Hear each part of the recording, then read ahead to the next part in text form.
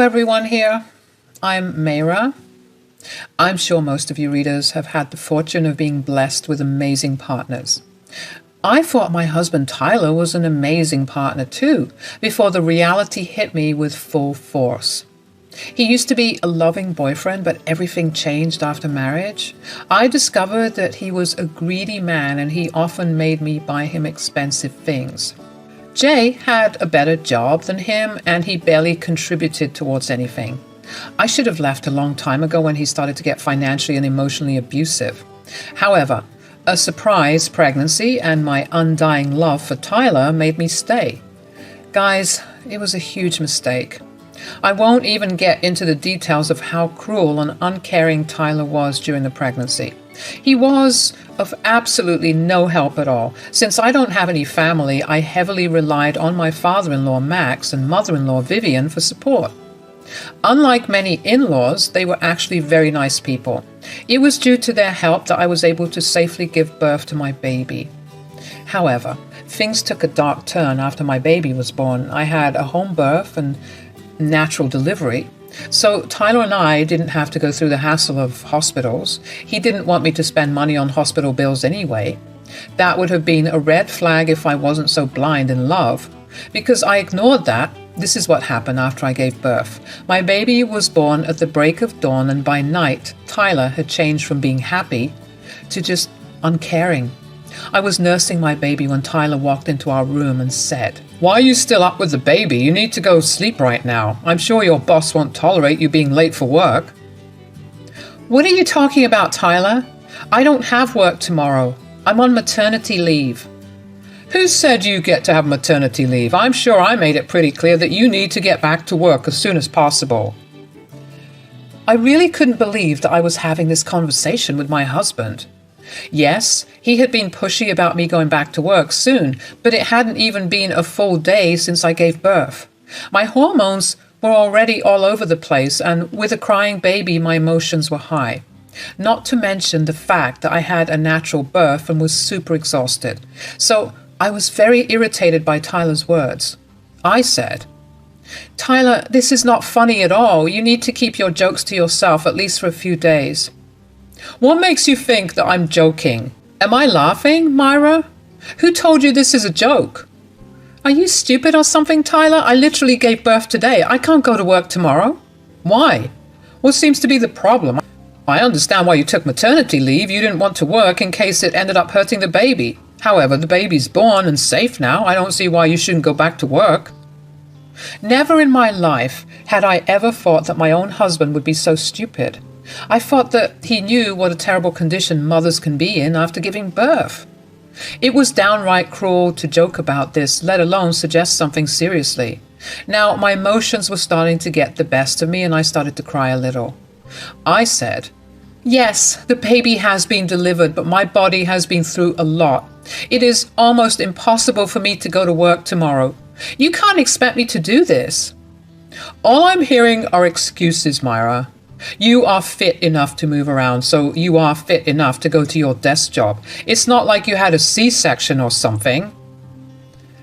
I don't understand how you can be so dense about the human body. I literally pushed the baby out of me.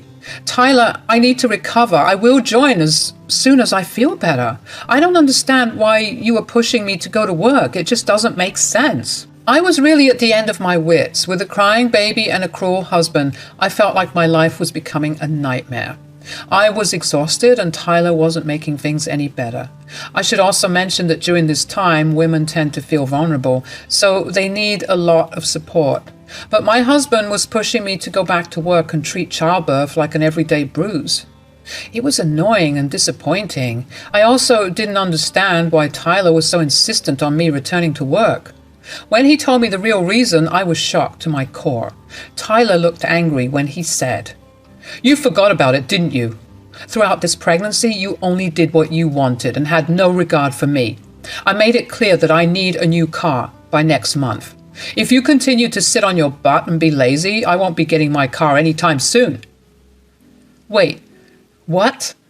You want me to go back to work a day after giving birth because you want a car? Are you kidding me right now? How many times do I have to tell you that I am not joking? I showed you the car and everything. I know how much you have in your bank account right now. It's just not enough. You need to get back to work tomorrow. Staying on unpaid maternity leave isn't an option for you." I just blinked and didn't say a word then. I was having a hard time processing what Tyler just demanded. In my head, I was still hoping that this was just an elaborate joke. The man I married couldn't be so careless and greedy. But unfortunately, it wasn't a joke at all. Tyler was dead serious, and his expression said as much. I calmly looked at him and said, "In case you have forgotten again, let me tell you, I just gave birth. I am in no position to get back to work right now." "You will stop using that excuse right now, Myra. Don't try to think that I will let you gaslight me into anything. You are fine enough to walk around, so you are good to get back to work." "I am not going to keep engaging in this conversation anymore. You are not thinking straight, and I don't know what has gotten into you. I'm already very tired, so just let me be. We will talk about this tomorrow. Listen to me very carefully, Myra. You can talk about this as much as you want. Just know that you are not changing my mind or getting out of work. You will go to work tomorrow, or God help me." I stuck to my decision not to engage him anymore, so I didn't bother with a reply. I was very angry and hurt. Tyler's insensitive thoughts were like a huge blow to my heart, and I totally needed a break to get my anger in check. Unlike him, I didn't want to shout and yell at him out of anger. Words hurt, and I didn't want to hurt my husband despite the absolute cruelty he was showing me. Tyler left the room and slept in the guest room that night. He didn't even want to help me with our newborn anymore. For some odd reason, he seemed mad at me when it should have been the other way around. I quietly stayed in the master bedroom, softly crying so that I wouldn't wake up my newborn. What should have been the happiest days of my life were turning out to be an absolute nightmare. I was not ready to face the real prospect of my marriage failing due to Tyler's insensitiveness. While I was hoping Tyler would change his mind and come to his senses, he was making arrangements of his own. That's why I got a confused call from my mother-in-law very late at night. She said, "Hey, Myra, are you still awake? Is the baby doing well?" "Yes, Vivian, the baby's fine for now. You don't have to worry." "You don't sound very well, Myra. What's going on? I got a call from Tyler and he said that he wants me to babysit tomorrow." "What? We didn't decide this, Vivian. I have no idea why he said that to you. I'm doing well with the baby as of now. I don't understand this either, Myra. Tyler kept saying that you would be returning to work tomorrow, so he needed me to watch the baby. Don't tell me you really plan to do that. You just gave birth and you need to rest." My day just kept getting worse, and Vivian's phone call was clear proof of that. I couldn't believe that Tyler had actually called his mother to come and watch my newborn. He was still insistent on sending me back to work. It was downright bizarre, and even Vivian was really surprised at Tyler's request. She was starting to have doubts that I was the one insisting on going to work, so I corrected her and said, "I'm not going back to work tomorrow, Vivian. Tyler thinks that I will and really wants me to go to work tomorrow, though." "What are you talking about? Tyler's asking you to get back to work? Is he dumb or something? This doesn't make sense." We had an argument about this already, Vivian. I don't know how to get this through his head. My son is an idiot if he thinks you can go to work tomorrow. God knows what has gotten into him. Perhaps he's overwhelmed by the birth and has lost his mind. Who knows? I'm just glad to know that you are not listening to him. I assured Vivian multiple times that there was no way I was going back to work. Vivian seemed a little concerned, but was relieved when I said that it was simply not happening. I didn't give her the full picture because I didn't want to include her in our mess, as of now. Tyler was her son, and I didn't want to spoil his image in front of his parents, so I didn't tell Vivian the reason why Tyler was being so pushy. Vivian also didn't press, but said, "You will let me know if something is wrong, right? I don't want you to put a strain on your already exhausted body. You need time to recover and bond with your child." "I know that, Vivian. Not once have I entertained the idea that I will go to work tomorrow. It's simply not happening." "Sounds like you know what to do for your health. Still, if Tyler ends up being pushy or annoying, give me a call. Max and I are just a call away, dear. Don't be afraid to tell us if you need help. I thanked Vivian for her words and ended the call. The call left me a little sad and I ended up crying again. Even Tyler's own family were being so caring towards me while my own husband wanted me to jeopardize my health for a stupid car. It was just unbelievable. However, that night I also started to see how abusive Tyler was getting. His demands never ended, and every time he wanted me to buy him something, but he never bothered with gifts and never celebrated my birthday either. I never asked for big things and would have been happy with just a cake. Somehow, he never bothered with that either. Tyler was also becoming emotionally aloof and rarely said 2 kind words to me. I stayed put because I really loved him and always made excuses for him. When my surprise pregnancy happened, Tyler didn't even seem all that happy and was aloof during the entire pregnancy. I mean, I was the one who did most of the shopping for the baby too. I asked him to split and he asked for receipts, which I provided. However, he never got around to paying the money, and I didn't want to keep pushing him. All these things were slowly adding up and I didn't know what to do. I was hopelessly praying to God that Tyler would wake up the next day and realize what an idiot he was. I didn't get my wish, guys. I was only deluding myself. Tyler didn't magically wake up and get back to his senses. He did wake up fairly early, but what he did next absolutely floored me. He angrily barged into my room and immediately removed the covers from me. I was already in deep sleep after being exhausted from childbirth and being up with the baby at 5 a.m. I barely slept for an hour or so before Tyler interrupted my sleep. I was sleep deprived and my brain was super foggy, but Tyler didn't pay any heed to it. He said, "Why the hell are you still sleeping? It's almost 7 a.m. If you don't hurry up, you'll be late to work." "What are you doing, Tyler? I barely slept last night. I need to rest. Why would you do this?" "Are you deaf, woman? It's almost 7 a.m. You need to shower, make breakfast, pack lunch, and go to work. Stop being so lazy and get up." The fog in my brain slowly cleared and I was immediately pissed at Tyler. Not only did he interrupt my sleep and wake me up in the worst way possible, but also he demanded that I go to work. He hadn't come to his senses after all. He was still talking about me going to work. I angrily stood up and said, "Are you serious right now, Tyler? What is wrong with you? I told you I am not going to work today. I still have 4 weeks of maternity leave left for me." "And I told you that you won't be taking maternity leave anymore. You already wasted 4 weeks worth of salary by taking maternity leave before the birth of our baby. You won't be doing any of that anymore." "You are acting crazy right now, Tyler. You can't force me to go to work. Your expectations are getting out of hand. I need to rest after the birth. What you are asking of me is downright inhuman." "I don't want to hear your horrible excuses, Myra. The baby is out already, so you can't bank on your pregnancy excuse anymore. Now, I will say this nicely for one last time. Get ready and get to work. If you miss even an hour's worth of wages, you are going to pay dearly. I am going for a walk. When I come back, you better be ready for work and have the food for me." Tyler threatened me not so subtly and left for his morning walk. I was still pretty horrified by his behavior. Also, the lack of sleep along with the added emotional and physical stress was causing me to feel very sick. Again, my emotions got the better of me and I started to cry. After nursing my baby, who also woke up from the commotion, I went to prepare breakfast. Tyler looked angry and I was actually getting scared of him. I knew how cranky he could get after his morning run, so I got his breakfast ready as soon as possible.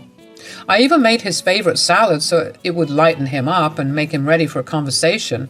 Then I made the table nicely and waited for him. Tyler came back from his morning run and gave a nasty look while he went for a shower.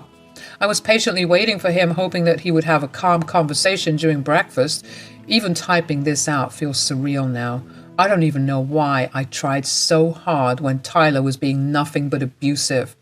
I was still desperately trying to save the marriage. I still held on to the hope that Tyler would listen to me. Well, let's just say that hope was crushed in the most horrific way. Never in my life had I imagined how that day would go. There I was, one day postpartum, sitting at the dining table with my husband's favorite food and waiting for him to talk to me like a sane person. Turns out I should have just grabbed my newborn and ran. I was at the breakfast table bracing myself for a conversation when Tyler arrived. He looked even more pissed when he saw me at the dining table. He took a menacing step towards me and said, Why are you dressed like a beggar, and why are you still in the house? What is wrong with you, Tyler? You cannot speak to me that way. I will speak to you in whatever way I see fit.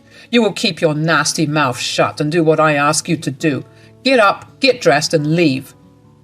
Tyler's insistence now really got to me. I was trying my best to make conversation, but my greedy husband was only seeing dollar bills. Slowly, my sadness was getting replaced with anger. I immediately stood up and angrily said, I have already told you that I am not going to work today. How many times do I have to tell you that before you accept it? You can keep saying that for as long as you want. I will never accept it. The baby is born and it's time for you to fulfill your promise. Seriously, Tyler, you would make your physically exhausted wife go to work just for a stupid car? When did you become so shallow? I'm shallow? You were the one who promised me that car and failed to keep that promise. I've been waiting for a year now. I can't wait any longer. My friends are already laughing at me. I've given you enough time, and now I expect the car as soon as possible. I just need some time, Tyler. I already told you that I will give you the car. Most of my savings have been spent on baby stuff, and you didn't even pay your portion. Just let me rest for 4 more weeks. After that, I will get back to work. Absolutely not, Myra. When I say you will go to work today, I mean it. I won't have you stay at home. You will either leave for work on your own accord, or I will drag you out. I immediately put my foot down. I absolutely hated the way Tyler was speaking to me. I knew I had to put an end to it as soon as possible, so I stayed unmoving in my resolve and said, No, I will not go to work. No matter how much that car means to you, I will not sacrifice my health for that stupid car. So, you want me to do this the hard way? Very well. We will do this the hard way. You can't force me to go to work, Tyler. That is wrong. I had hardly spoken the words out loud when I felt Tyler's hand at the back of my head. I immediately froze from surprise, and it took Tyler a second to grab my hair and drag me up. He had a painful grip on my hair, which made me scream out loud. I was clawing at his fingers and trying to get him to leave me. But I was already weak, and he was much stronger than me. I was screaming from pain and was really worried that he was going to hurt me. Tyler stayed impassive as he dragged me out of the house and pushed me out. He threw out my car keys and closed the door before I could get in. He told me that I would be allowed in the house as soon as I returned from work. I still don't have the full details of what happened next. I was already in a daze and was shaking and crying uncontrollably. I was also pretty concerned about my baby. Somehow, in my daze, I drove to my mother-in-law's house. I was such a mess that I don't even remember much of that. I just remember seeing Max and Vivian and just breaking down. Through my tears, I told them the entire story, which chilled them to the bone. Vivian comforted me while Max angrily called Tyler over the house. He was raging mad. I had never seen Max so mad before. When Tyler finally arrived, he was looking really flustered and concerned. I was still a crying mess. I saw Max grab Tyler by the collar and drag him in just like he had dragged me in. He was made to stand in front of us, and both Vivian and Luke screamed at him. Max said, "How dare you do this to your own wife, Tyler? This is not how we raised you. When did you get so greedy and toxic that you would hurt your own wife?" "Dad, I didn't do anything. I was just trying to help Myra get to work. I don't know what lies she's told you to get me in trouble." "How are you still lying to us, Tyler?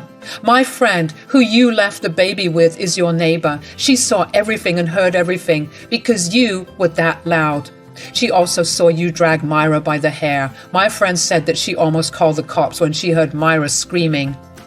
"She must be exaggerating, Mom. I'm telling you, nothing like that happened. Myra wanted to go to work by her own will. I was just..." "Don't you dare lie in front of me, Tyler. No woman would go back to work one day after delivering a baby. I am in no condition to work. I don't even remember how I drove here." I couldn't believe that Tyler was trying to twist the story to make it seem like he didn't do anything. Thank God our neighbor saw everything. She had been a huge help during my pregnancy, and I trusted her because she was Vivian's friend. Her account made things even clearer. Max and Vivian were having none of Tyler's lies. They said, "How dare you try to turn the story, Tyler? We all know that didn't happen.